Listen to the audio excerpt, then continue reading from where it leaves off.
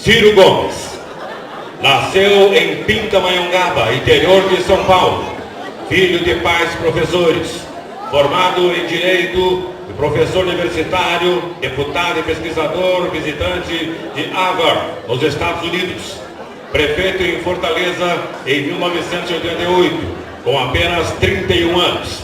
No final do seu mandato, foi apontado pela Datafolha como o melhor prefeito do Brasil. Por sua atuação na prefeitura, elegeu-se governador do estado do Ceará em 1990, por reduzir expressivamente a mortalidade infantil em seu estado. Foi premiado pela Unicef, Fundo das Nações Unidas para a Infância. Foi o governador mais bem avaliado do Brasil em sucessivas pesquisas do Datafolha, deixando o governo com 74% de aprovação. O seu trabalho no governo do Ceará, priorizando a saúde, a educação e a geração de empregos, foi reconhecido mundialmente em 1992. Ciro Gomes foi indicado pelo Times, a revista mais importante do planeta, como uma das novas lideranças mundiais.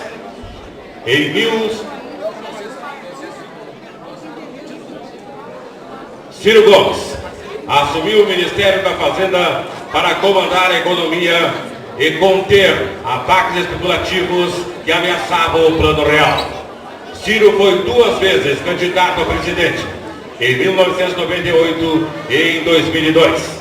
Em 2003, foi ministro da Integração Nacional, onde tirou do papel o projeto da transposição do Rio São Francisco. Pai de 4 filhos, Ciro tem 38 anos de vida pública e seu nome nunca foi associado a escândalos ou roubadeiras.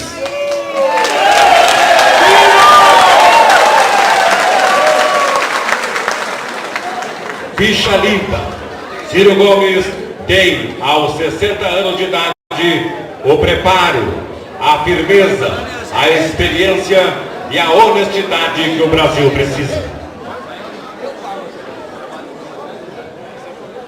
Para falar sobre o tema, a atual conjuntura econômica do Brasil, convidamos para fazer uso da palavra o pré-candidato a presidente do Brasil, Dr. Ciro Gomes.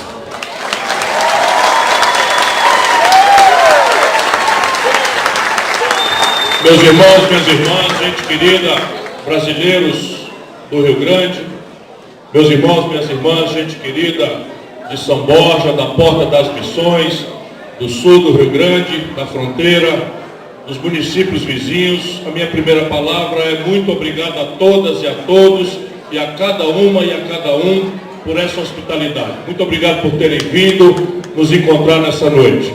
Eu quero fazer um rápido protocolo aqui, com muita alegria e prazer, saudar o meu presidente, meu amigo e irmão Carlos Lupe, que é quem saiu desbravando, o homem que recebeu a confiança do grande gaúcho, grande brasileiro, de quem eu tive a honra de ser colega, governador, Leonel de Moura Brizola, que escolheu por sua última morada, de vontade própria, a nossa São Borja, meu caro Carlos Lupe.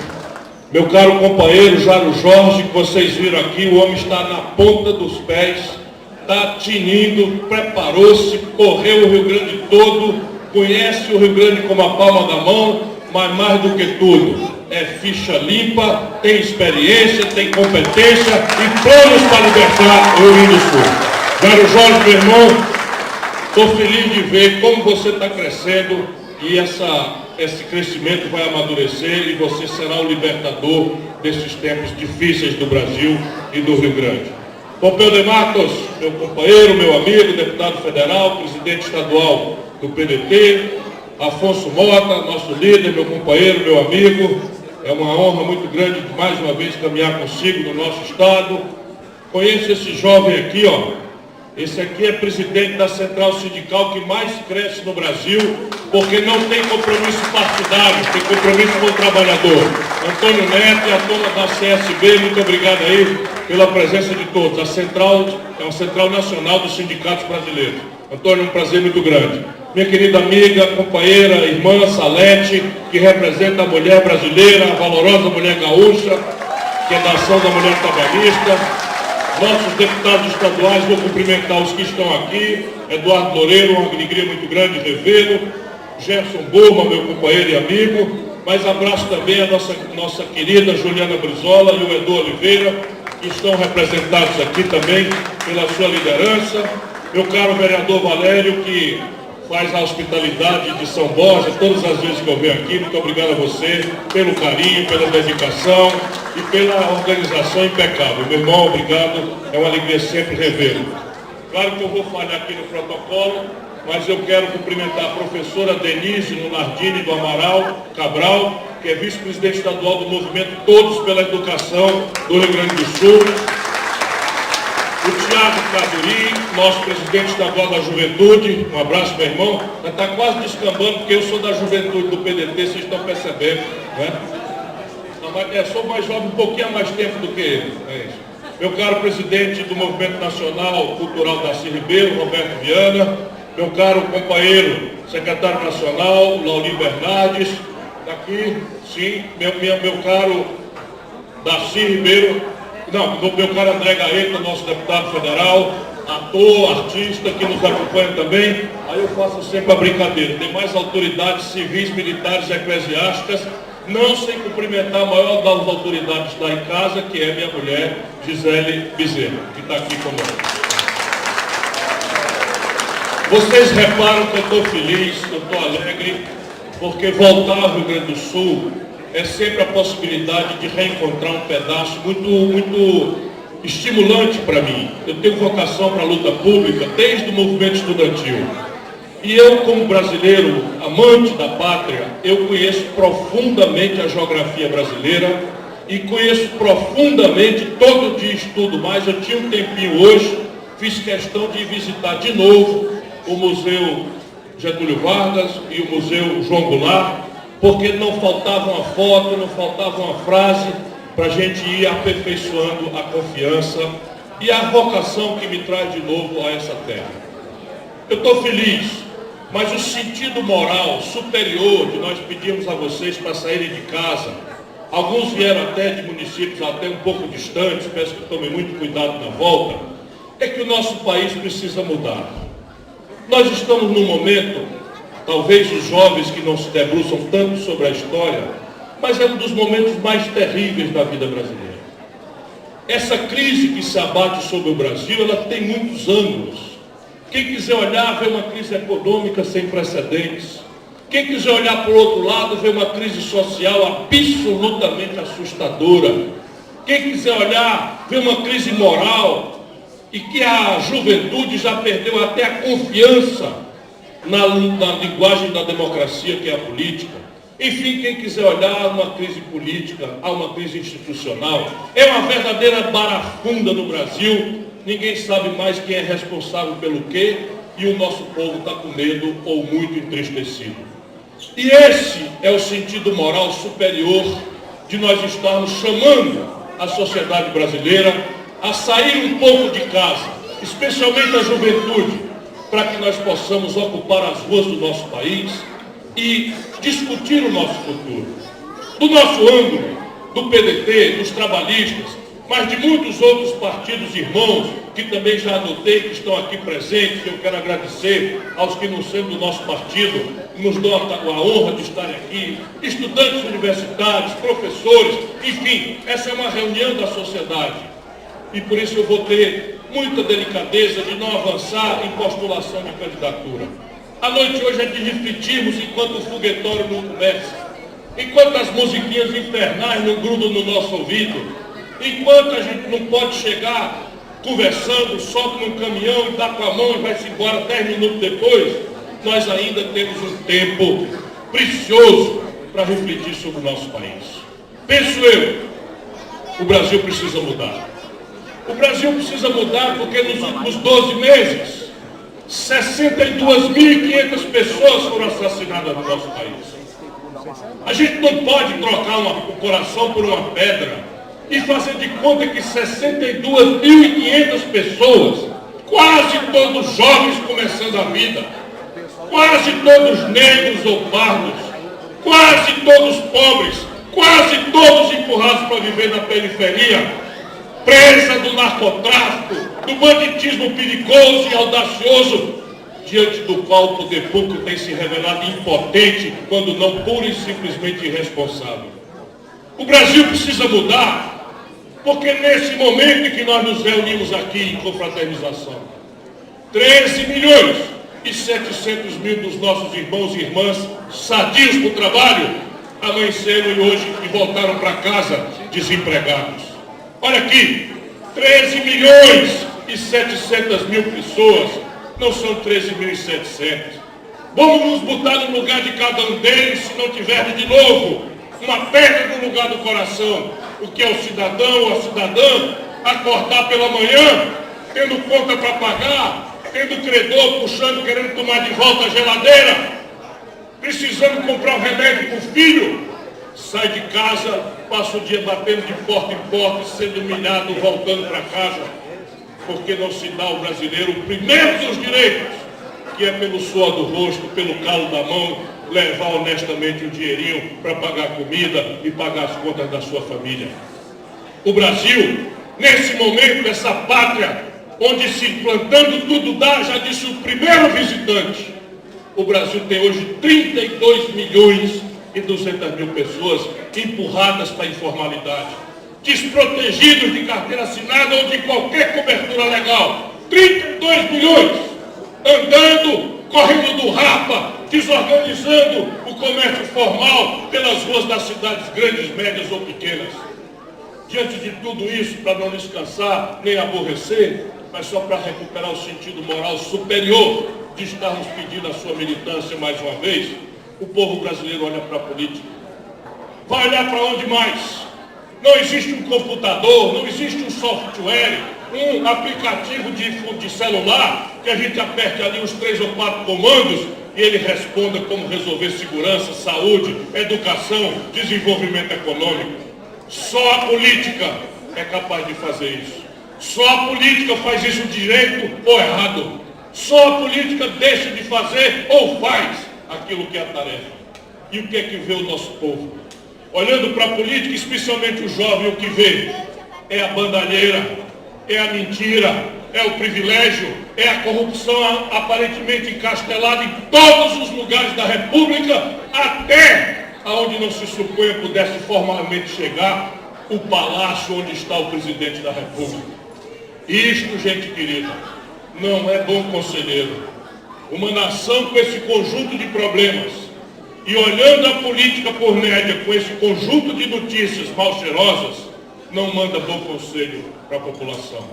Diante disso, como sob a matéria podre, vai aparecer o urubu, vai aparecer o abutre, porque o que há de mais salafrário na política é o político que se disfarça de não político. E essa peste apareceu no Brasil porque agora é simples para alguns deles, a golpe de frase feita, com extremismos radicais que consultam a indignação popular com fidelidade, se explora da pior forma esse sentimento de angústia, de decepção e de medo e se oferece soluções mágicas. A golpe de frase feita, de gente que nunca deu um dia de serviço na vida do povo, de gente que transforma a política num exercício de si mesma, a chafurdar no privilégio, começa a dar lição de moral para todo mundo. Olha que tempos, São Borja, olha que tempos, Rio Grande. E aqui está a necessidade imperativa daquela força partidária que em todos os momentos do trânsito nacional foi essencial para guiar o debate no Brasil. E o debate no Brasil nós temos que obrigar a todos os candidatos, a todas as candidatas, o povo tem que exigir que o debate não seja uma luta de Chico Manel contra Rosa, porque todos somos nacionais, todos temos algum valor, todos temos alguma boa intenção. O problema do Brasil não é Chico Manel ou Rosa, o problema do Brasil é que nos falta projeto. O problema do Brasil é que sobra dinheiro para a especulação financeira e falta para a saúde, para a segurança, para a educação, para a infraestrutura. Ainda hoje chegamos nas estradas do Rio Grande do Sul, as federais, tudo esburacado e sem manutenção. E essa é a realidade do Brasil em todos os lugares. Por isso, gente querida, o debate deveria ser obrigatoriamente obrigado, se me permitir o exagero, a responder 2 perguntas. Muito simples. O que houve é a primeira pergunta. O que aconteceu? Como é que se explica que um país extraordinário como esse, que recentemente trouxe 40 milhões da miséria para a condição melhor de dignidade de consumir, para assistir agora mesmo 25 milhões dessas pessoas serem empurradas de volta para a miséria, para a pobreza e para a humilhação? Se o céu é o mesmo, abençoado pelo Cruzeiro do Sul, se o céu é o mesmo, tisnado de sangue em pedaços importantes, como é a história desse grande estado, que é o Rio Grande do Sul, se a gente cabocla, mestiça, militante, imigrante, quis dizer, se a gente é a mesma, por que esse país, um belo dia, com Juscelino, com Jean Goulart, com Getúlio Vargas, chamou a atenção do planeta Terra como o mais sofisticado experimento de crescimento industrial do mundo, para ver agora a indústria sendo destruída todos os dias? O que está errado, o que trocou, o que está aí usurpando o poder popular é a política. Uma elite podre, egoísta, que perdeu completamente o senso de nação e, muito pior, perdeu o senso do povo brasileiro.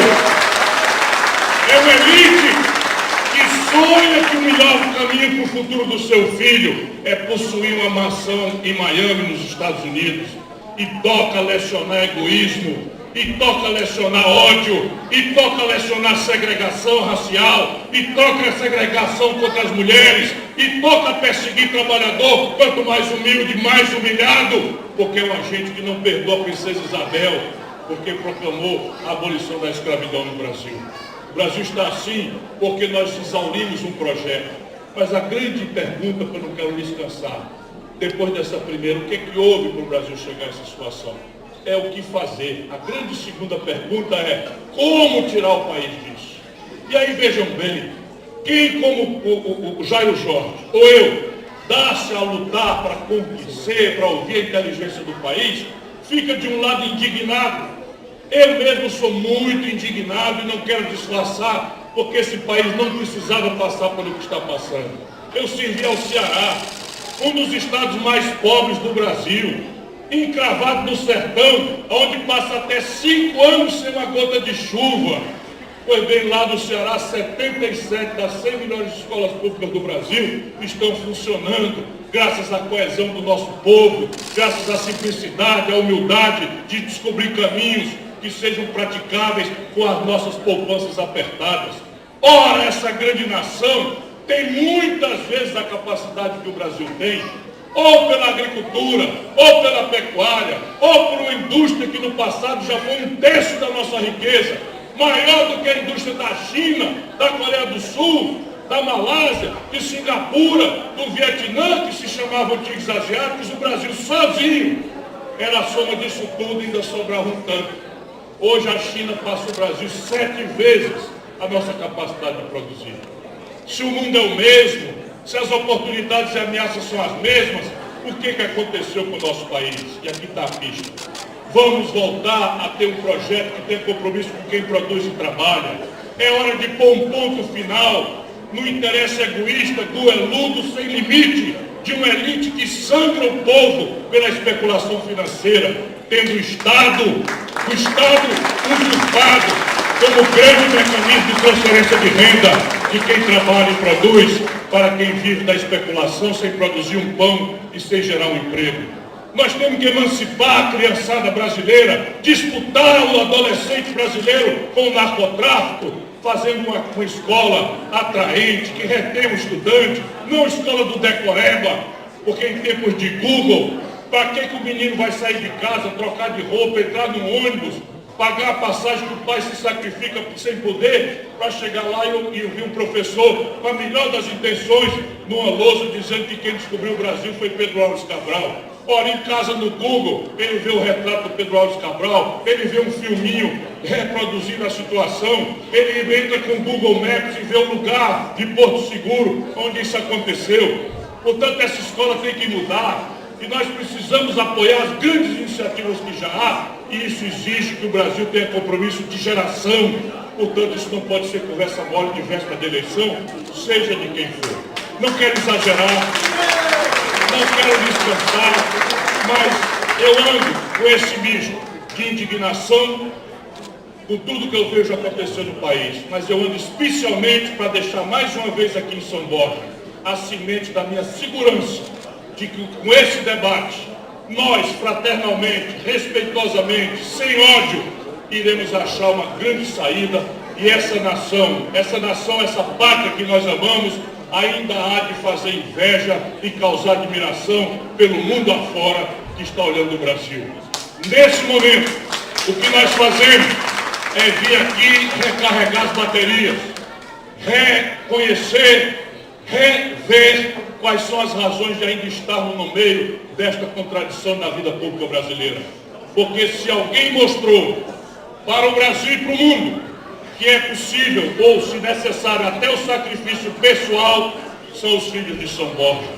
Quando o usurpador internacional, associado com esta mesma elite egoísta, quis ferir a República, quis violentar os avanços da sociedade pobre, Getúlio, num ato de grande audácia e coragem, assina a carta manifesto e atira no peito para adiar por muitos anos e denunciar para sempre que o Brasil ainda precisa se libertar. Um abraço, gente querida, e é aqui que nós vamos depositar nossa confiança. Muito obrigado a todos.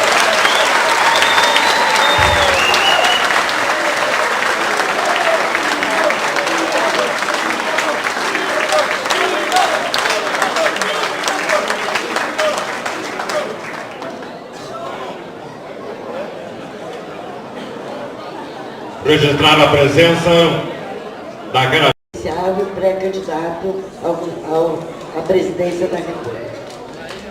Nós temos acompanhado, através da mídia, que o senhor tem se posicionado contra as reformas trabalhistas já aprovadas e implementadas e da Previdência.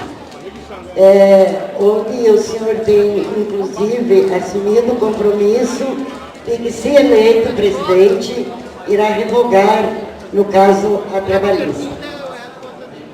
Mas nós sabemos que não vai ser fácil e que não é fácil. Haja visto de que, através da mídia, existem as especulações de alianças de apoio de partidos que foram ferrenhos na defesa desta nevasta reforma trabalhista, que foi imposta pelo ilegítimo presidente Michel Temer. Então, nós gostaríamos de que o senhor falasse para nós como o senhor vai conseguir conciliar, haja visto, e como eu já falei, as especulações de apoio, de alianças com esses partidos. Eu cito exemplos do DEM, do Progressista.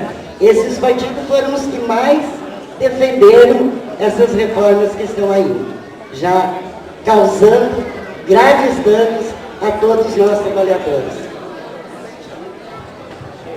Nós, do PDT, somos o partido da reforma.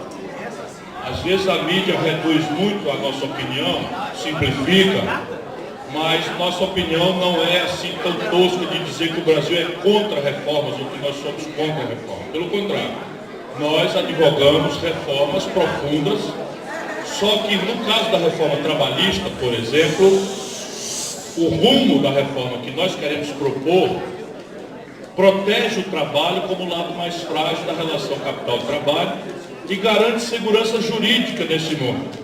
Mas não evitará considerar as novidades que a internet impôs, que a modernidade automática trouxe, que a digitalização da economia está trazendo. Portanto, nós estamos completamente abertos e nós não vamos simplesmente revogar a reforma trabalhista, como a imprensa fala, e eu digo sempre, substituindo-a por uma outra que seja pactuada com os trabalhadores, com as centrais sindicais, pactuada com o empresariado produtivo do país, em linha com as melhores práticas internacionais, olhando a experiência internacional comparada, mas os valores são proteger o mundo do trabalho na relação fragilizada com o capital e garantir segurança jurídica para o trabalhador. Essa é a guia de uma reforma. A Previdência, nós temos que discutir também por uma circunstância simples. O atual modelo previdenciário brasileiro não presta mais. Ele não serve para rigorosamente nada, a não ser para manter 2% de privilegiados, aí sim, pensões vitalícias de 40 mil, 50 mil, 38 mil e tal. Para o resto, ele não dá para o Estado aguentar e paga muito dinheiro. De reforma, de mudança de modelo. Por quê? Porque o Brasil adotou um sistema que hoje só a Argentina e a Venezuela, que para esse assunto não são boa companhia, praticam, que é o que os técnicos chamam de regime de repartição. Não vou ser tecnocrata aqui, mas todo mundo vai entender que nós precisamos do povo junto para passar a coisa correta. E não é difícil de entender, não. O que é o regime de repartição? O regime de repartição tem uma lógica. A geração mais nova trabalha para pagar a aposentadoria da geração mais antiga.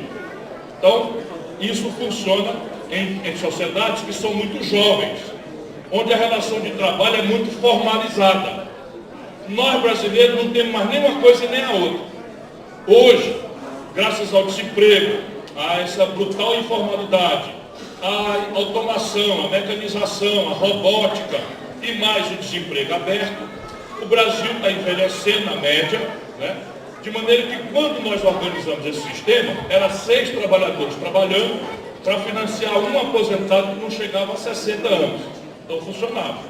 Hoje nós temos 1,5 trabalhador, porque em estatística permite você falar meio trabalhador, menos de 2 trabalhadores em média trabalhando para financiar um aposento com 73 anos de expectativa de vida. Então esse sistema morreu. Nós precisamos transformá-lo num sistema novo de capitalização em que a lógica não é mais a atual geração que trabalha para financiar o aposento da geração que passou do mercado de trabalho. Agora é o seguinte, a atual geração e a transição você tem que garantir todos os direitos adquiridos. Mas aí você muda para uma lógica em que a atual geração poupa para si mesma na aposentadoria. E aí o governo garante um mínimo para todo mundo e a partir daí quem quiser, classe média alta para cima, rico, acrescentar mais, é como se fosse cada um ter a sua caderneta de poupança, parte obrigatória e parte voluntária. Isso é o que o sistema chama de capitalização, que tem que permanecer público, sob o controle dos trabalhadores, para não permitir especulação, nem malversação, etc. Então nós vamos propor esse debate de novo, 6 meses, nada de goela abaixo de ninguém, ouvir as centrais sindicais, ouvir os empresários, ouvir a literatura internacional, a experiência internacional, e depois, se o povo achar que vale a pena, votar. Se não, joga na lata do lixo, porque eu não quero ser ditador do Brasil. Eu quero ajudar o Brasil a se unir. Eu quero unir o Brasil. Aí a pergunta da companheira é chave. Como é que a gente vai compatibilizar uma história como a nossa, os valores que nós advogamos, com partidos que eventualmente podem ser tão diferentes de nós? Então a primeira linha de coerência é a seguinte: se for olhando para trás, isso é impossível. Isso é que a gente tem que ter humildade. Se for olhando para trás, não é possível. E toda aliança é contraditória, porque senão não era aliança. Né? A gente mesmo não é aliança. Aliança é feita quando necessário com diferentes. Então, olhando para trás, não tem conciliação possível. Eu fui contra o impeachment, eles foram a favor. Eu fui contra a reforma trabalhista, eles foram a favor. Eu fui contra a reforma da Previdência, eles foram a favor. O que mais? Eu fui contra o Michel Temer na vice, eles foram a favor. Portanto, para trás não dá. Para bem dizer, como eu sou meio, né, bem maruco, tem um bocado de esculhambação em cima dos caras. E eu não vou abrir mão disso, porque o meu patrimônio é a minha linha de coerência. Porém, eu não estou me preparando, e quero falar isso com muita humildade ao Brasil, eu não estou me preparando para ser madre superiora do convento, que tem que ser reta, pura e intransigente. Eu estou me preparando para servir ao Brasil como seu presidente.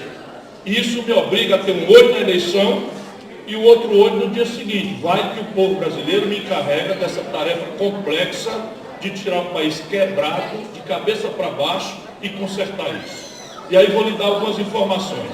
Na melhor hipótese dessas eleições, pelo que a gente é experiente, na melhor hipótese, um partido vai fazer 11% da Câmara dos Deputados.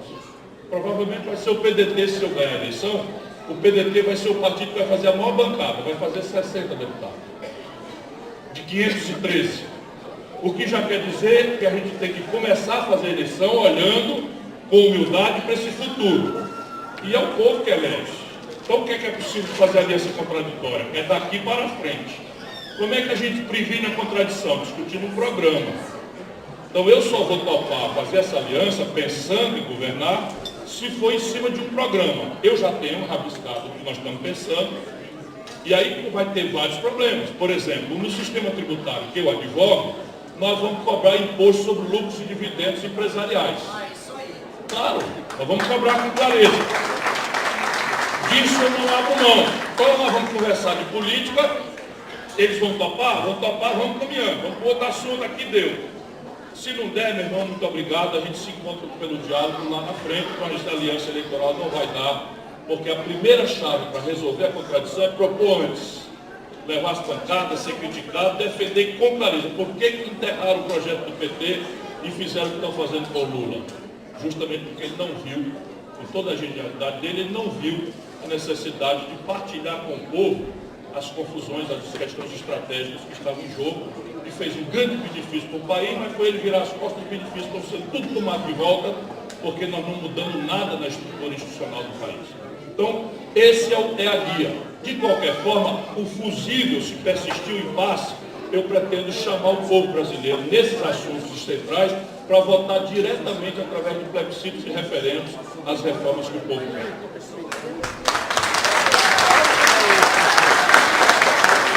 A próxima pergunta ao Dr. Ciro Gomes será feita pelo presidente da CISB, Associação Comercial Industrial de São Borja, presidente Volmi Oliveira.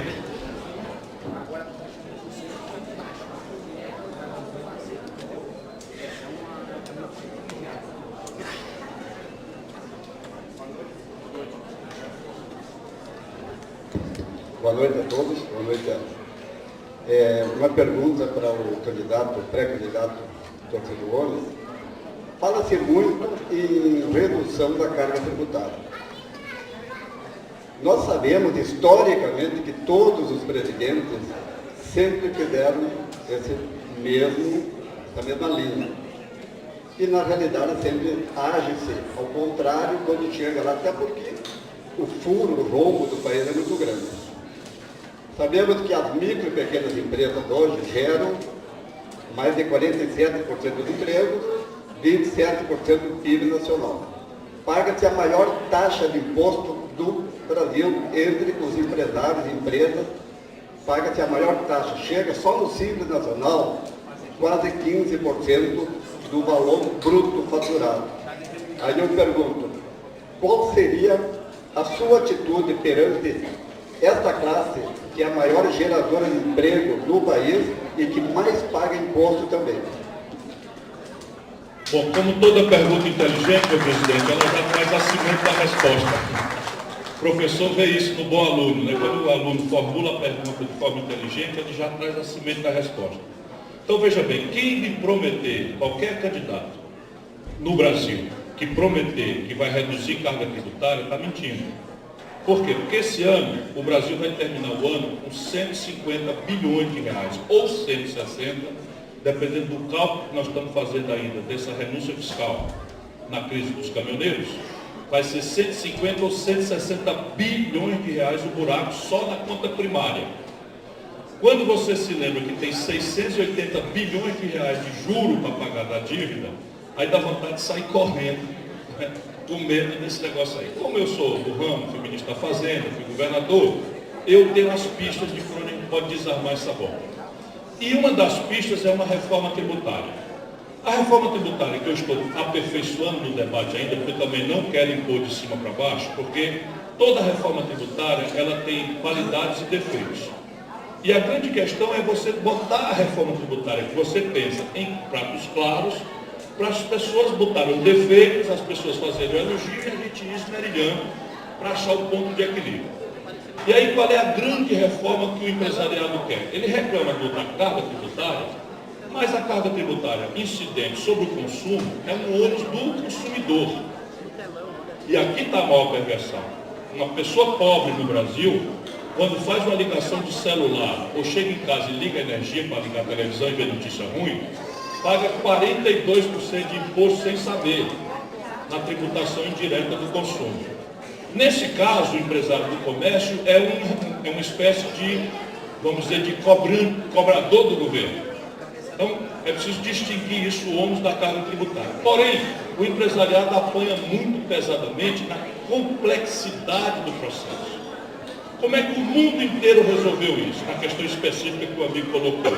É com o IVA, Imposto sobre Valor Agregado. Então, o Imposto sobre Valor Agregado, o que é?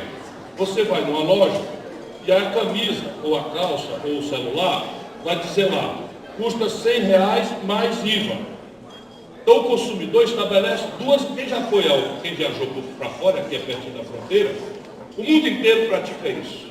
Então você chega nos Estados Unidos, é uma relação com a loja e outra com o governo. Então a nota fiscal destaca a nota. E ele é cobrado no destino. E aí começa a barafunda na confusão brasileira. Como nós desenvolvemos a nossa economia de uma forma muito concentradora de renda, por exemplo, no Rio Grande do Sul, toda a base industrial do Rio Grande do Sul está concentrada, ou toda não, mas a 90% está concentrada no eixo Caxias do Sul, Porto Alegre. E essa grande região das Missões, do Pampa, Metade do Sul, etc., tem uma economia mais assentada na produção primária. Então o que acontece? A região de lá não quer que a cobrança seja no destino. Isso no Brasil é assim. São Paulo era até pouco tempo sede de 40% da produção industrial do Brasil. Então São Paulo não quer que o imposto seja cobrado no destino, porque hoje ele é cobrado ICMS com crédito na origem. Então é uma coisa que já estamos botando 95% do auditório fora da nossa conversa aqui. Então como é que a gente resolve isso? Resolve com o IVA que se implante gradualmente. Então eu estou com a proposta que a gente implante o IVA e cada 1% de IVA que entrar, você desconta todos os outros tributos incidentes sobre o faturamento. Aí vem PIS, COFINS, Supersídios, quando for o caso e tal. Mas só para você entender, o Supersídios hoje representa uma renúncia fiscal para o governo de 80 bilhões de reais por ano. É evidente que tem um benefício, mas não é possível que nós possamos sair disso sem discutir aonde nós vamos alocar o custo de simplificar a tributação indireta sobre o consumo, que é uma linha da reforma que eu defendo. E aí não tem conversa. Vai ter que ser agravar a tributação sobre lucros e dividendos, que só o Brasil e a Estônia não cobram. Estou falando aqui de grandes, pequeno, não tem nada que contribuir mais. Né? E tributação mais progressiva sobre grandes heranças. E no Brasil, aqui no Rio Grande do Sul, a confusão como está, 4%. O Ceará cobra 8%, os Estados Unidos cobra, para começar, dos grandes 29%. A Europa cobra 40%. Então isso dói, mas a gente tem que tirar o imposto de quem gera emprego e renda e tributar na renda intergeracional dos mais ricos. Tanto mais num país, gente, para a gente voltar a conversar aqui, nesse país a concentração de renda passou de qualquer razoabilidade. 5 pessoas, por dedos de uma mão, 5 pessoas acumulam renda no Brasil equivalente às posses de 100 milhões de brasileiros. Vejam o que eu acabei de falar. 5 pessoas no Brasil têm a fortuna equivalente às posses dos 100 milhões de mais pobres do nosso país. Assim não existe nação.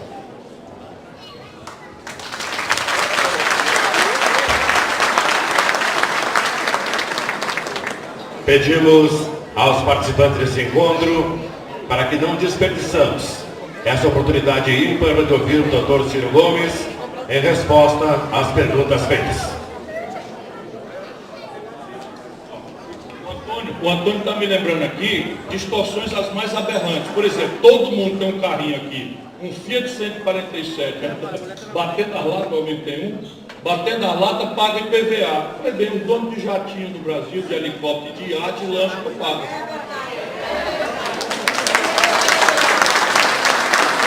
Jet ski não paga, bicicleta paga. A próxima pergunta será feita pelo presidente do Sindicato Rural de São Borja, senhor Rodrigo Bauer.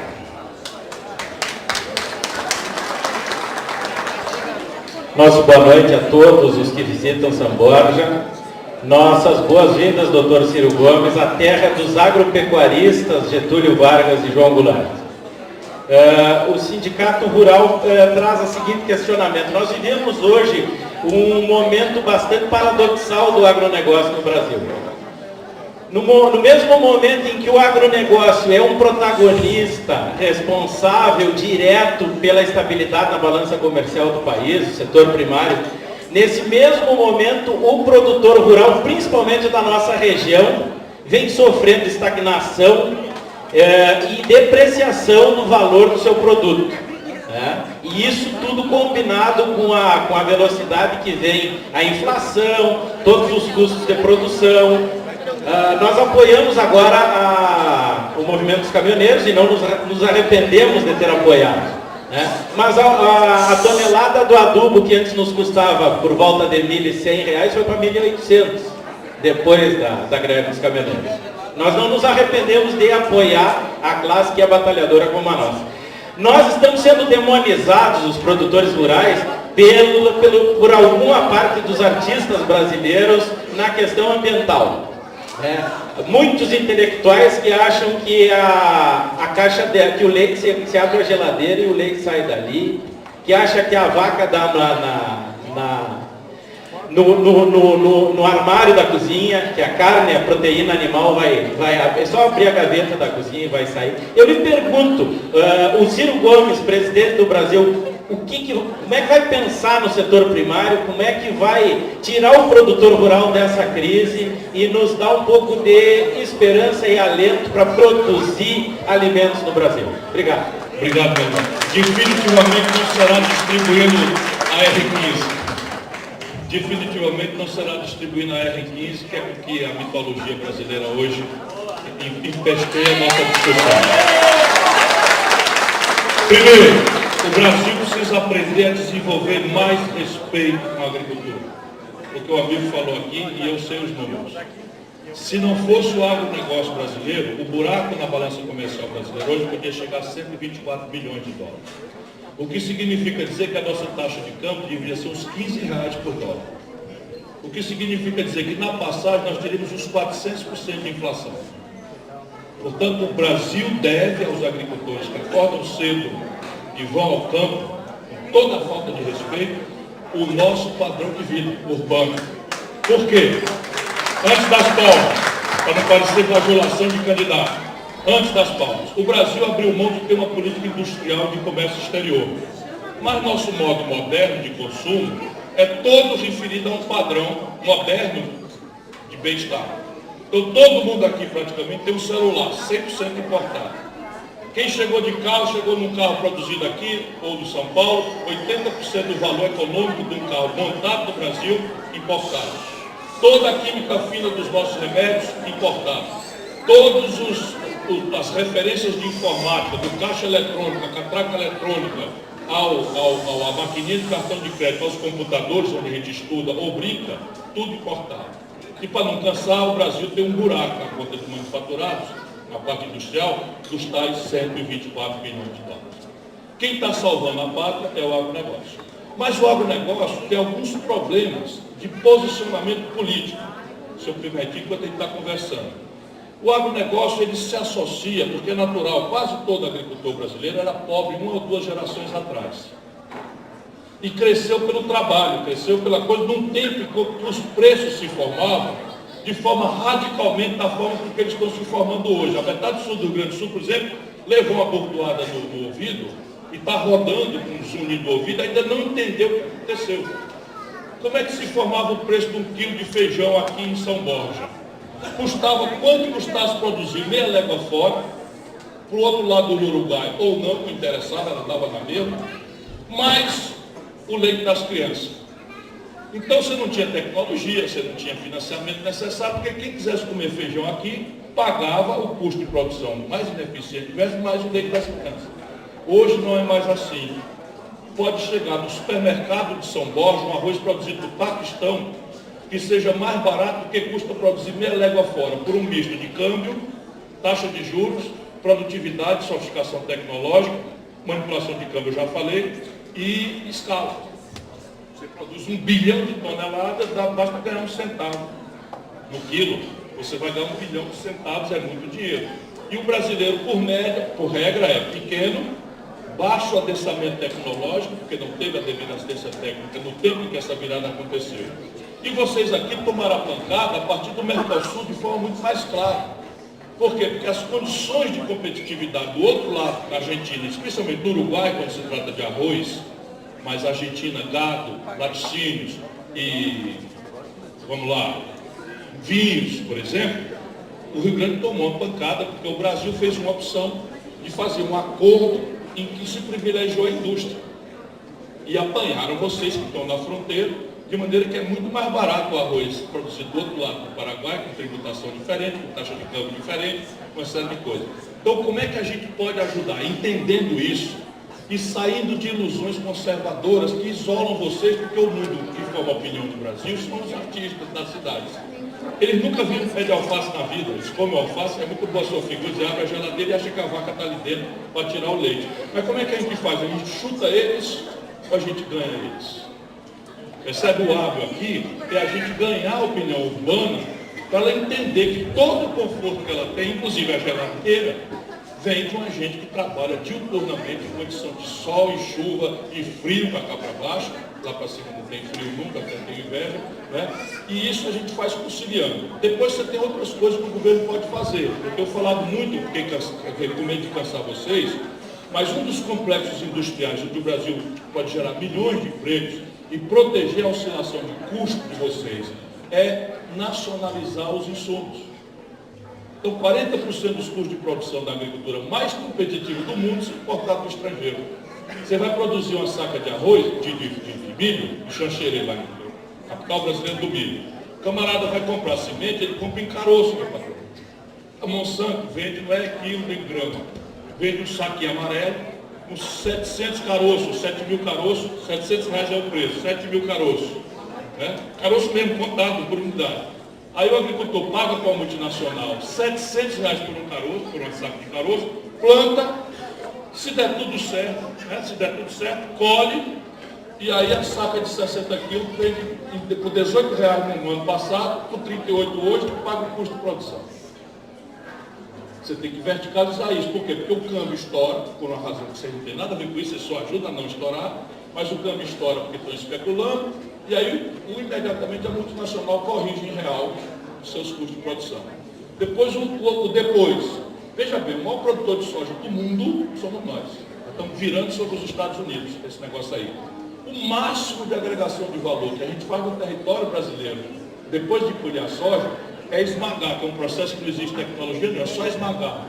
E isso é tudo multinacional. Era da Argentina, a Bunge e agora é americana. Evidentemente que o Brasil tem que entrar numa política industrial de comércio exterior, se associando com o produtor rural, para verticalizar a produção aqui. E aí, veja bem, fertilizante é a Petrobras. Agora mesmo nós estávamos fazendo uma fábrica de fertilizante, você precisa saber como esse país é assaltado da coisa prática, fertilizante. A Petrobras estava fazendo uma fábrica no Mato Grosso do Sul, deu um golpe, veio uma multinacional, comprou a fábrica que não tinha girado ainda, estava novinha, para fechar. Fecharam a fábrica, compraram a fábrica para fechar. Por quê? Porque eles monopolizam, multinacionais monopolizam o mercado da maior agricultura do planeta Terra, que é a nossa. Então agora eu fui na Argentina, vou ao Uruguai, vou ao Paraguai, ainda estou conversando, mas se eu for presidente eu vou criar, estou brincando com eles, vou criar o PEC do alimento. Sabe o que é, né? Reunir todo mundo e atuar junto, porque nós não podemos aceitar mais o protecionismo externo. Eles impõem protecionismo nos produtos dele, agora mesmo os americanos empurraram a cota de aço plano para o Brasil, empurraram a cota no alumínio brasileiro, e nós somos obrigados a ficar aqui escancarados, aceitando que eles destruam nossa base produtiva, e quando nós somos muito competitivos na agricultura, eles fecham. É o suco de laranja na Flórida que não entra, é a soja brasileira que tem sobretaxa nos Estados Unidos, é uma série de coisas. Ou inventam razões fitossanitárias, trabalho semi-escravo, agressão ao meio ambiente, tudo para fazer protecionismo. Esse presidente aqui vai cuidar de quem produz o trabalho.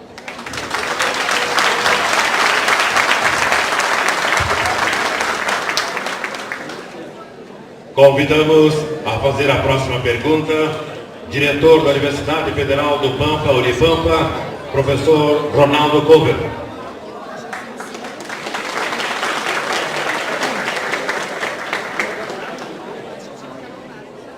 Boa noite a todos e a todas. Em especial, cumprimento ao professor Ciro Gomes e eu faço respeito a todos os professores do nosso Brasil. professores do ensino fundamental, professores do ensino médio e professores universitários. Ciro Gomes, quero iniciar com uma pequena frase. A educação é o único caminho para emancipar o homem. Desenvolvimento sem educação é criação de riqueza apenas para alguns privilegiados. É frase do Daniel Bisol.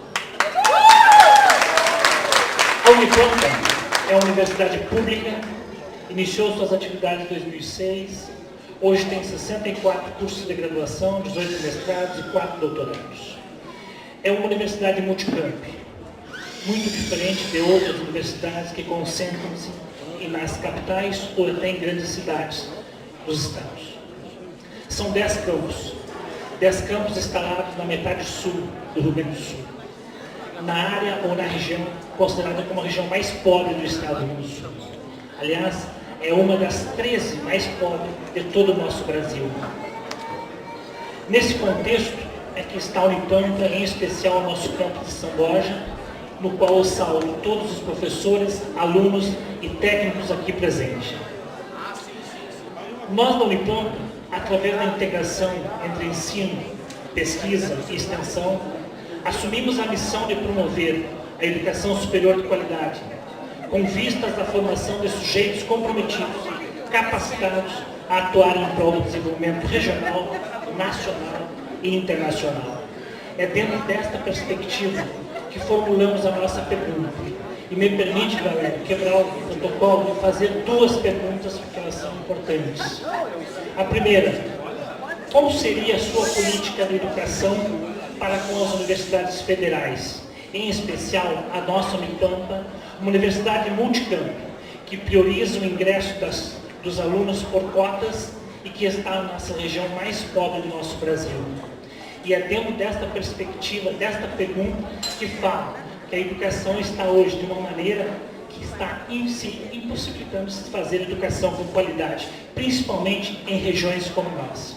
E a segunda pergunta, como o senhor pensa em proporcionar o processo de fixação de servidores públicos de educação em cidades do interior e regiões de fronteira?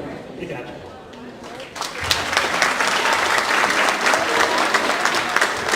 Obrigado, meu caro mestre. Se eu tiver que sacrificar tudo para salvar R$1 e tiver que decidir para onde vai esse real num possível governo meu, ele vai para a educação. Esse é um compromisso de vida, não é de agora. Eu tenho, se não é cabalista, é porque o discurso político está muito desmoralizado, então o exemplo é melhor do que qualquer palavra. O Ceará hoje tem 77 das 100 melhores escolas básicas do Brasil, sendo um dos estados mais pobres do país. Nós hoje temos 1 de cada 4 alunos do ensino médio matriculado no ensino de tempo integral e profissionalizante. Em profissões que são alternadas ciclicamente em consulta ao entorno socioeconômico das famílias, dos alunos e da economia micro-regional. Enfim, nós temos 3 universidades estaduais que o Estado mantém, paupérrimo como é o Estado, porque apostamos e entra ano, sai ano, o Ceará ganha 30%, 40% das vagas do ITA todo ano, que é a escola de acesso mais sofisticada do Brasil, porque essa é uma aposta que eu entro nela só como mais um de um grande consenso, de uma grande coesão, que aliás é pioneiro no Rio Grande do Sul, e com o nosso companheiro Leonel Brizola. E aí você tem algumas coisas que nós precisamos popularizar, obviedades. A Colômbia, eu escolhi para fazer esse argumento, a Colômbia é um país bem mais pobre do que o Brasil e garante matrícula a 42% dos jovens de 18 a 25 anos no ensino superior. O Brasil, quando o Lula tomou posse, garantia vagas a 9, hoje está em 21. O Fernando Henrique, em 8 anos, não abriu nenhuma universidade federal, o Lula abriu 43. O que quer dizer concretamente, goste-se ou não se goste, é história, isso é história. E eu não seria o Fernando Henrique, eu entraria para bater o recorde do Lula, né? Se eu tivesse 8 anos. Porém, e aí quando a gente quer ser sério, a gente acaba inibindo as palmas, porém, e é um brutal porém, este governo, a pretexto de um valor correto, que é tentar controlar o descalabro das contas públicas que estão falindo o Brasil. Já falei aqui dos números assustadores. A pretexto disso, o governo brasileiro conseguiu, sem conversar com ninguém, uma PEC, que é uma emenda à Constituição, que para ser mudada exige 3/5 dos parlamentares da Câmara e do Senado. Isso só vai acontecer se o povo estiver informado antes, e eu vou avançar contra isso. Mas essa PEC chamada 95 congela os investimentos do setor público federal em educação, saúde, segurança, porto, estrada, aeroporto, ciência e tecnologia, água, luz, telefone, estrada, tal, por 20 anos. Só para vocês terem ideia dessa aberração, nascem 2.700.000 bebês brasileiros por ano. Nós estamos proibidos de expandir os leitos de maternidade e as matrículas do ensino infantil e na creche por 20 anos, nascendo 2.700.000 bebês brasileiros por ano. Para vocês terem ideia da aberração. Agora vejam onde está a crueldade do argumento. Metade do orçamento brasileiro deste ano, despesa financeira, juro e rolagem de dívida para enriquecer o baronato financeiro. Essa PEC não regula isso, está livre.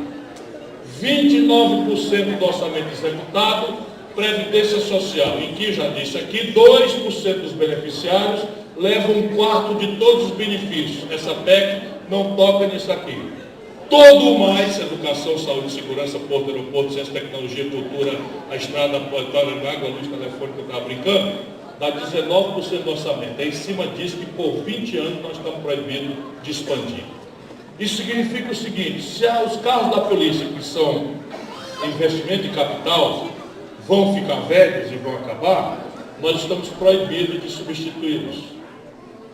O Exército da Marinha Aeronáutica, se vencer a munição, que é bem de capital, nós estamos proibidos de substituí-los. Ou seja, nós precisamos, para ser sério e não dizer obviedades, começar a mobilizar a sociedade brasileira para revogar essa PEC 95. Nós precisamos fazer isso. E aquele que se aventurar a propor isso, a banqueirada vem para matar. E não vem dizer, ele é contra deixar o dinheiro para nós. Eles vêm dizer outra coisa: o cara é bocão, o cara é pavio curto, o cara é não sei o que e tal. É o que se diz de mim, porque não dá para dizer que eu sou ladrão, porque eu tenho 38 anos de vida, nunca entrei em mal feito, nem sequer para ser absolvido. Mas, isto dito, o Brasil precisa de 2 movimentos na educação, inclusive e especialmente a educação superior. O Brasil precisa gradualmente mudar o paradigma pedagógico.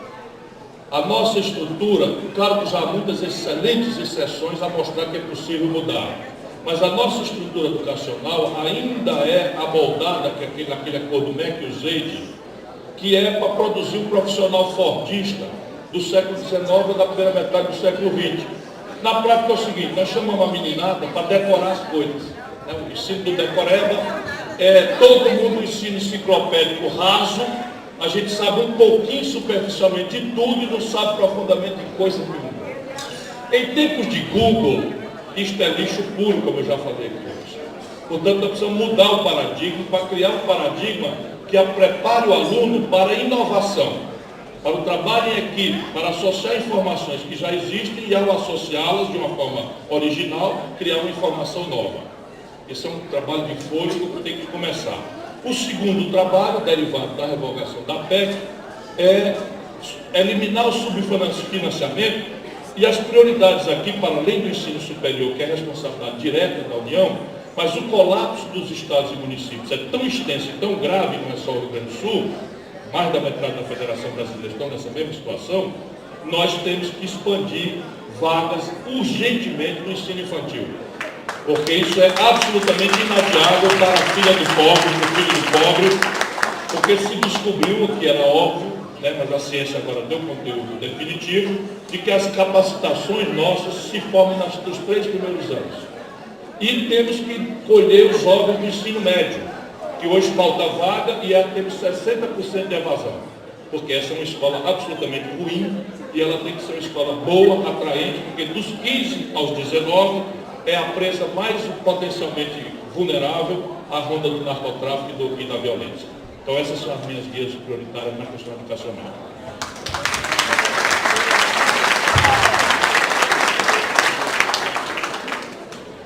Para a quinta e última pergunta, convido o representante da sociedade civil, empresário Telmo Mota Júnior.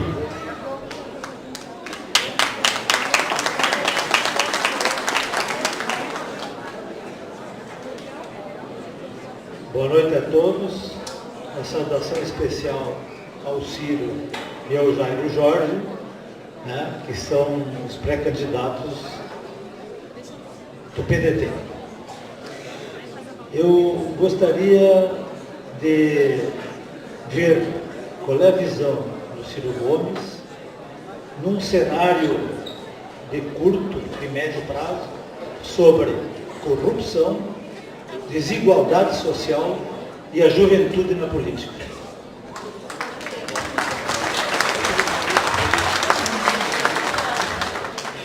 Corrupção é um câncer muito grave que estabelece metástases para todo o corpo social. O dinheiro que some por o ralo da ladroeira da corrupção já faz muita falta para a saúde, para a educação.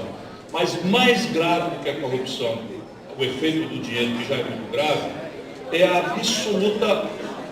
absoluto desprezo que a sociedade toma pelas suas instituições e pelos seus operadores. A linguagem da democracia é a política. Se eu confundo a política com um pardieiro de ladrões, de pilantras, pelos exemplos generalizados e impunes, etc., etc., eu causo uma distorção na população que hoje enverga a espinha do brasileiro. Porque não se faz um contraponto.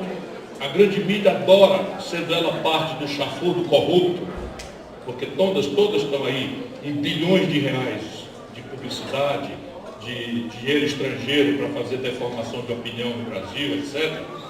E eles não fazem o contraponto. Então a ideia é de que todo político é bandido. Ora, se todo político é bandido e todo político é formalmente eleito pelo povo, o que é que eles estão ensinando? É que nós, como povo, não somos capazes de nos autogovernar, que é o que eles querem. Portanto, nós vamos ter que remar na contramão e só tem dois jeitos, meu irmão. Isento de cima e permanente inovação institucional, mudança das regras, permanentemente. O isento de cima. Se o de cima roubar, rouba todo mundo. Aqui está falando o ex-prefeito, o ex-governador, ex-ministro. Se o de cima roubar, rouba até o último. Porque há uma cultura no Brasil deformada de que dinheiro público é dinheiro que não tem dono. Por quê? Porque o dono costuma achar que o dinheiro público não é dele. Nós aqui não acompanhamos as coisas, não vemos, não entramos nos portais da transparência, não fiscalizamos. Isso é um processo pedagógico, porque democracia não é um regime que vem um anjo vingador, instala o chicote e bota as coisas em ordem por nós. Democracia é um regime de conquista, de exercício de cidadania. E nós não temos dado ao nosso povo o direito de continuamente, como os franceses há 4 séculos, né, os americanos há 3 séculos, de continuamente, sem interrupção, nem um dia teve democracia. O Brasil, o mais longo período de vivência democrática, protocolar, formal, acabou-se agora com o golpe da Dilma. Nunca tivemos mais de 27 anos. Isso é chocante na história do Brasil. Nunca tivemos mais de 27 anos. Quer ver? Veja, 30, 32, só nesse século XX. 30, 32, 35, 37, não, 30, 32, 34, 35, 37 são cultura. 46, 45, 46, a democratização. 54, suicídio do Getúlio, na esteira de um golpe violento. Na sequência, tentativa de golpe contra o Juscelino, 55, 56. 61, golpe contra o Jango. 62, conseguimos restaurar a democracia. 64, golpe. 68, outro golpe dentro do golpe de 64. E essa é a nossa história trágica. E nós precisamos persistir na democracia, porque esse militarismo, que está aí, está no debate aí, de achar que alguém é melhor do que os outros, numa carreira, vamos falar claro, o Bolsonaro, eu estou preocupado com isso, menos por ele, e mais pelos valores que representa. O camarada entra numa carreira que vai de tenente a general 4 estrelas. Sai pela porta dos fundos como capitão. 28 anos é deputado federal, não é do Rio Grande do Sul, onde é uma exigência moral grave. Ele é 28 anos deputado federal do Rio de Janeiro. onde o governador do estado está preso, onde o presidente da Assembleia Legislativa está preso, onde o Tribunal de Contas, que é obrigado a fiscalizar, está metade preso, onde o Eduardo Cunha, deputado federal, presidente da Câmara dos Deputados, está preso. E o senhor Bolsonaro foi meu colega deputado, é 28 anos deputado federal. Dessa gente. Nunca, não tem uma denúncia, pode furar meu olho com uma denúncia. Eu denunciei o Eduardo Cunha, eu chamei de ladrão e me processou. Eu estou aqui falando, ele está na cadeia. Né? E ele chamou ele de herói. Então, essa coisa, a gente precisa ajudar o povo a ver, porque ele representa, nessa manipulação, ele representa o não político, é o cara que vai lá, que não tem nada a ver com essas coisas. E ele fala dos políticos. O cara, 28 anos deputado federal, cara, com verba de moradia, tendo coisa. Aí o repórter, não, vou nem reproduzir isso aqui, já não pega bem. Né? Mas presta atenção, não é por nada não, eu só estou preocupado não é com ele, é com o fascismo. O fascismo a gente tem que combater toda hora. Então, corrupção é zero de cima e permanente inovação. Enquanto houver lavagem de dinheiro, por exemplo, enquanto houver lei de licitação protocolar, formal, que não se preocupa com o mérito, nós precisamos correr atrás e mudar a legislação. E a legislação brasileira é muito lenta. Por quê? De propósito. É protocolar, é formal. Os órgãos de controle do Brasil são infestados de bandido. Os órgãos de controle são infestados de bandido. A vender parecer de aprovação e desaprovação de contas. Então, é todo um gravíssimo processo que a inovação institucional permanente tem que ser perseguida. Essa é a primeira pergunta. A segunda, eu até me comovi aqui e me dispersei. Bom, desigualdade social. Eu já falei o número mais chocante, 5 brasileiros com após de 100 milhões. E o que distribui renda, estrategicamente, o amigo colocou claramente, curto e longo prazo, o que distribui renda é a educação. Então não existe miserável de nível médio. É quase uma relação instantânea. Não é automática completamente, mas é que não existe pobre nível, abaixo da linha de pobreza, no nível médio. Então, uma escola emancipadora é no longo prazo, no médio prazo, e você tem que produzir médio prazo com alguns test track, alguns caminhos mais acelerados. Essa matrícula no ensino médio profissionalizante já é um caminho para sair da escola e entrar numa carreira de trabalho e tal. Não com o negócio de ensinar servente de pedreiro, assistente eletricista, como a elite brasileira gosta. Você tem que ensinar mecatrônica, né, robótica, novos materiais, semicondutores. Né? Isso é que nós precisamos empurrar, que é o que nós estamos tentando fazer lá no Ceará. Depois, no médio prazo, o que também transfere renda são algumas políticas públicas estratégicas. No caso do Brasil, por exemplo, uma reforma agrária feita modernamente, e não precisa tomar terra de ninguém, esse país tem terra, estoque de terra agricultável sobrando, mas não adianta ter terra em minifúndio, que é a grande concepção dos anos 50, do MST, tudo de são estéreis, isso não tem mais chance nenhuma. Até tem, se for vizinho a um cinturão urbano, onde você substitui as culturas extensivas por culturas de olericultura, que é um tomate, que é um chuchu, que tem maior valor agregado e não tem problema de perecibilidade, você entrega ali. Mas essa terra é muito cara. A agricultura tradicional, ela não dá para fazer minifúndio, e até dá para fazer com modos associativos de produção, que são muito comuns aqui em Santa Catarina e em lugares alguns daqui do Rio Grande. Modos associativos, em que você tem o seu lote, a sua gleba, mas adensa tecnologicamente por associativismo, descobre canais de comercialização porque se associa, minimiza custos de transferência, de frete, essas coisas, porque está associado, etc, etc. E aqui avança para crédito. Vocês têm aqui a primeira cooperativa de crédito da história do Brasil, em Nova Petrópolis. E isso é uma coisa que precisa voltar a fazer, porque o Brasil deformou a sua estrutura de financiamento. Mas também, na parte urbana, titulação de imóveis. O Brasil tem hoje, estima-se, ao redor de 10 milhões de imóveis sem regularização. O que quer dizer que essas pessoas não têm patrimônio nem o ativo recebível equivalente ao lastro de garantia que ele tem se ele tiver o papel da casinha dele. Favelas imensas e tal. Então, um grande programa massivo também tem efeito de distribuição de renda. E, no limite, a política que revela-se mais contundente e rápida para transferir renda no Brasil é o salário mínimo. Melhorar o poder de compra real do salário mínimo.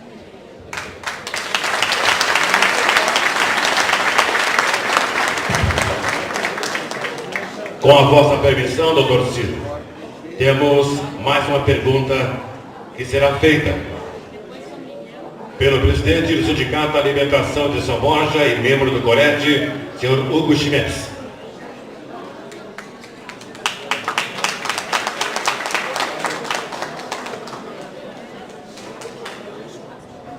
Boa noite a todos e a todas. Uma saudação especial ao candidato Ciro. Nós, os Coredes, estamos aí sobrevivendo há 27 anos. Criação do ex-governador Colares. Em 2011 e 2012, e aí quando eu digo nós, a sociedade civil do Rio Grande do Sul e de todo o país, trabalhamos na questão da política nacional de desenvolvimento regional. O senhor já foi ministro, sabe disso. A grande preocupação nossa, que nós conseguimos fazer um acordo depois de uma conferência nacional em todo o Brasil, e infelizmente ficou na Casa Civil parado essa política nacional, que houve acordo, né? E que principalmente o Rio Grande do Sul e a nossa metade sul aqui com 105 municípios vem penando, e de vez em quando vem 200 mil para nós aqui, vem 150 mil para fazer uma cooperativa lá em Quaraí, de gemas e joias, né? Ou aqui na nossa região, alguma coisa nesse sentido. Então, assim, gostaria de passar depois para vocês também os nossos planos estratégicos da fronteira oeste, que o Jairo conhece muito bem, até porque a gente já fez esse trabalho com ele, e também das 28 regiões do estado do Rio Grande do Sul, né, que nós estamos trabalhando isso até 2030. Mas gostaria, assim, que tu falasse nessa questão da visão. E nós fizemos o mais difícil, tu veio várias manifestações, tu falasse isso, de envolver a sociedade. E nós conseguimos envolver, porque a proposta que nós conseguimos construir foi com o governo, tanto dos estados como o federal, como os empresários e os trabalhadores. Só que, infelizmente, ficou na Casa Civil e o ministro depois segurou e isso não aconteceu. E assim, gostaria de ver a tua visão nessa questão da Política Nacional de Desenvolvimento Regional para o nosso país.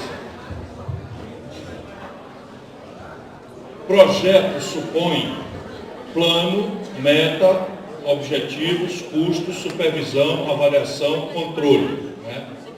E o Brasil abriu mão disso. Então hoje nós temos simplesmente o Brasil não sabe para onde está indo em nenhum setor, muito menos coletivamente. Assim, qual é a meta do Brasil em matéria de ciência e tecnologia? Ninguém sabe. O orçamento da União Federal, mesmo contingenciado, é menor do que o orçamento da Secretaria de Ciência e Tecnologia do Estado de São Paulo. Então, evidentemente, o projeto nacional é o imperativo do momento brasileiro. Ele é que vai definir os macro-objetivos, os objetivos setoriais, os objetivos, aí vem. Quem conhece o Brasil sabe que não é possível olhar o Brasil de Brasília como uma coisa só. O Brasil tem uma vantagem, uma vitalidade estratégica muito grande, derivada da sua absoluta diversidade. É o único país do mundo que colhe uma cultura temperada de trigo no mesmo dia que colhe uma cultura tropical de fruta no mesmo dia. Nós temos estações tropicais e temperadas no mesmo território. 18% da água potável do mundo está faltando água na região de Santa Maria, Santo Ângelo, e a avicultura dali começou a claudicar por conta de falta d'água. Imaginem um nordestino chegar a essa constatação quando eu era ministro da Integração. E ministro da Integração Nacional tocou a mim, cadê o amigo? Tocou a mim liderar a Política Nacional de Desenvolvimento Regional. Contratei os melhores experts e formulei, apresentei, o presidente Lula validou, e depois eu instalei a mesorregião da metade sul, iniciamos os primeiros diagnósticos e chegamos a algumas conclusões que geraram grandes reações, mas havia uma ideia de fruticultura e uma ideia de reflorestamento. Começamos os primeiros campos de financiamento, os primeiros campos de formação de mudas para a fruticultura, a partir da ideia de fruta cristalizada que está ali em Pelotas, etc., na ideia de agregação de valor. Eu sigo sendo convictamente cada vez mais comprometido com isso. O projeto que eu advogo tem um componente mesro-regional, regional, macro-regional e objetivos, metas e vocês precisam saber disso. Depois que nós terminamos o diagnóstico, a região nas últimas 2 décadas que mais evoluiu, que mais regrediu economicamente no Brasil foi a metade sul do Rio Grande do Sul. Não é que não esteja ainda melhor do que o semiárido do Nordeste, mas é porque já esteve num estágio de riqueza e há 20 anos regrediu mais pesadamente do que qualquer outra mesorregião. Portanto, o gaúcho não pode considerar que política de desenvolvimento regional é coisa de nordestino. Isso é besteira. Fortaleza é tão rica quanto Porto Alegre, e o semiárido e a metade sul são duas regiões de problema muito graves. E uma está lá, outra está aqui. Né? O Alto do Solimões, lá na Amazônia, é outra região muito pobre, que é outra realidade completamente distinta. Depois você vai achar uma micro-mesorregião no Vale do Ribeiro, em São Paulo, crítica também. Então esse é o Brasil real que poucos conhecem, que eu me dediquei a estudar ao longo dos últimos 20 anos.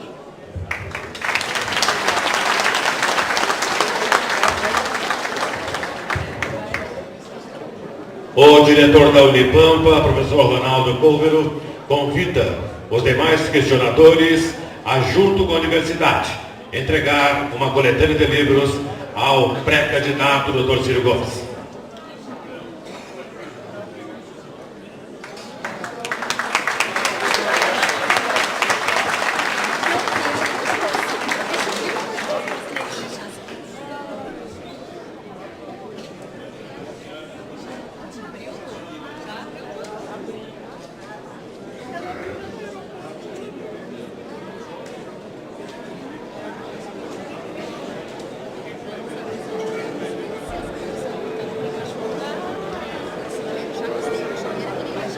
Amanhã, quinta-feira, teremos a seguinte programação: 7h30, café da manhã, com liderança no Executivo Parque Hotel. Às 8h15, coletiva de imprensa no Executivo Parque Hotel. 9h, sessão solene na Câmara de Vereadores em rememoração aos 14 anos sem Leonel Brizola. 10h, visita ao mausoléu da família Goulart, onde está sepultado o presidente João Goulart e o governador Leonel Brizola.